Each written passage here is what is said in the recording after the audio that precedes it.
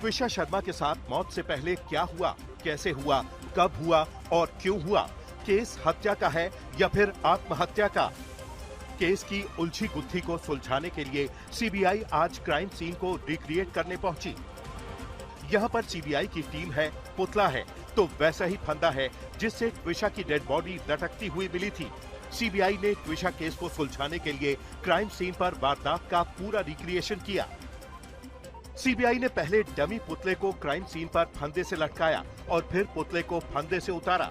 दरअसल पूछताछ के दौरान पति समर्थ ने जांच टीम को बताया है कि उसने ही त्विषा की डेड बॉडी को फंदे से नीचे उतारा था, जबकि सास गिरिबाला ने त्विषा के गले में बंधे फंदे की गांठ खोली थी। सीबीआई ने गिरिबाला और समर्थ की मौजूदगी में घटनाक्रम का पूरा रिक्रिएशन किया ताकि सास और पति के बयानों के हिसाब से घटनाक्रम की टाइमलाइन को परखा जा सके। सीबीआई ने रिक्रिएशन के लिए 80 किलो के 2 पुतलों का इस्तेमाल किया, क्योंकि त्विषा की लंबाई को लेकर घर वालों का दावा अलग है और ससुराल वालों का अलग, लिहाजा त्विषा के 2 पुतले तैयार किए गए थे। करीब 3 घंटे तक चले रिक्रिएशन के दौरान सीबीआई ने त्विषा की सास और पति के बयानों के हिसाब से घटना की कड़ियां आपस में जोड़ी। आप देख सकते हैं तस्वीरों में कि सीबीआई जो है त्विषा शर्मा का जो ससुराल है गिरिबाला सिंह के घर पर 3रे फ्लोर पर मौजूद है और वो क्राइम रिक्रिएशन किया जा रहा है कि त्विषा जो उस दिन 12 मई की रात में जो फंदा था उस पर जो झूली थी उस पर समर सिंह को भी साथ में लेकर सीबीआई जो है पूछताछ कर रही है। उसी तरह से रिक्रिएशन किया जा रहा है। जो त्विषा का जो डमी पुतला है उसको क्राइम रिक्रिएशन के तहत उसको फिर से चढ़ाया जा रहा है। देखा जा रहा है कि हर एंगल को देखा जा रहा है सीबीआई की तरफ से कि उस दिन क्या रात में हुआ था, क्योंकि सीबीआई का जो दल है वो 5 सदस्यीय टीम जो दिल्ली से आई हुई है वो लगातार इसको जाँच कर रही है। त्विषा केस में क्राइम सीन रिक्रिएशन का सबसे बड़ा मकसद सास गिरिबाला और पति समर्थ के बयानों की सच्चाई परखने के साथ साथ कोर्ट में पुख्ता सबूत पेश करना है। दरअसल जब किसी वारदात पर किसी तरह का कोई शक होता है, यानी वारदात को लेकर अलग अलग थ्योरी सामने होती हैं, तो जांच एजेंसी गुत्थी को सुलझाने के लिए क्राइम सीन पर उसी स्थिति को दोबारा नाट्य रूपांतरण के जरिए दोहराती है।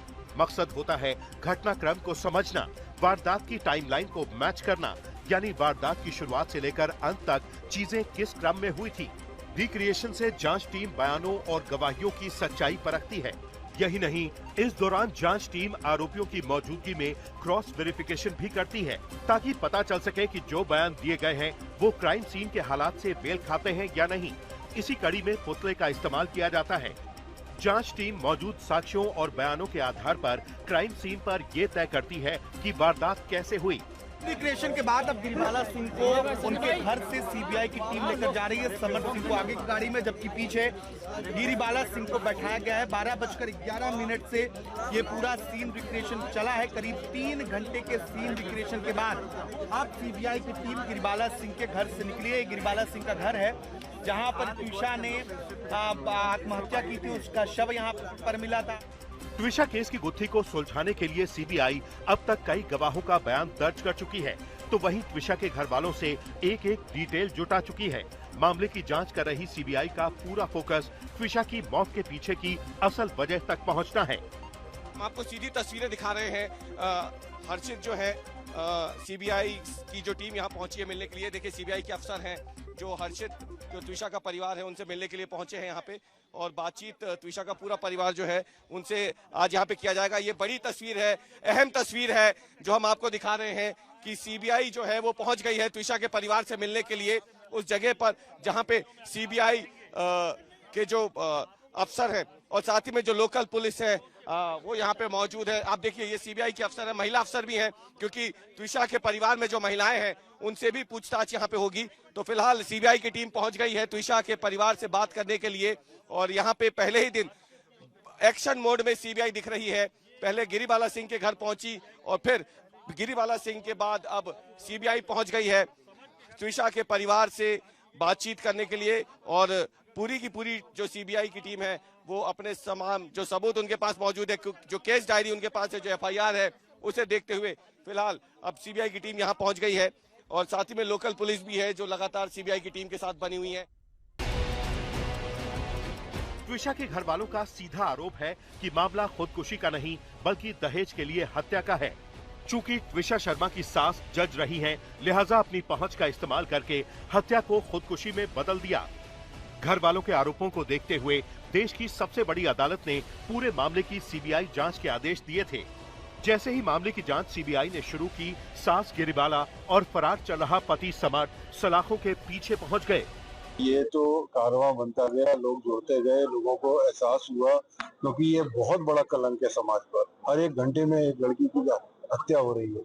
ये इस कलंक को दूर होना ही है और ये एक नजीर बनना चाहिए, एग्जाम्पल बनना चाहिए कि ऐसा लगे, लोगों को डरे लोग, ऐसा सिस्टम बनना चाहिए, चाहे वो कितना भी बड़ा आदमी।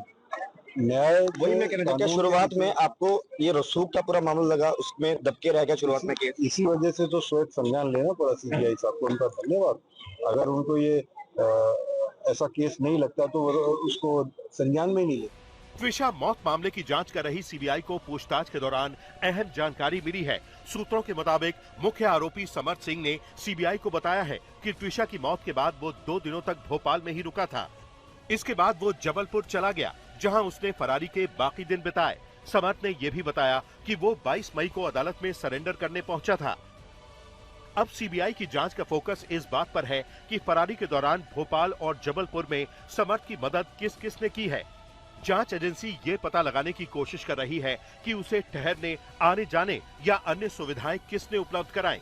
हालांकि सूत्रों के अनुसार इस पहलू पर समर्थ पूछताछ में ज्यादा खुलकर जानकारी नहीं दे रहा है। दूसरी तरफ ट्विशा केस से जुड़े डॉक्टर भी सीबीआई के रडार पर हैं। सीबीआई बहुत जल्द मामले से जुड़े चिकित्सकों से पूछताछ कर सकती है। दरअसल ट्विशा की सास गिरिबाला सिंह ने पहले दावा किया था कि ट्विशा ड्रग्स की आदी थी, उसका इलाज चल रहा था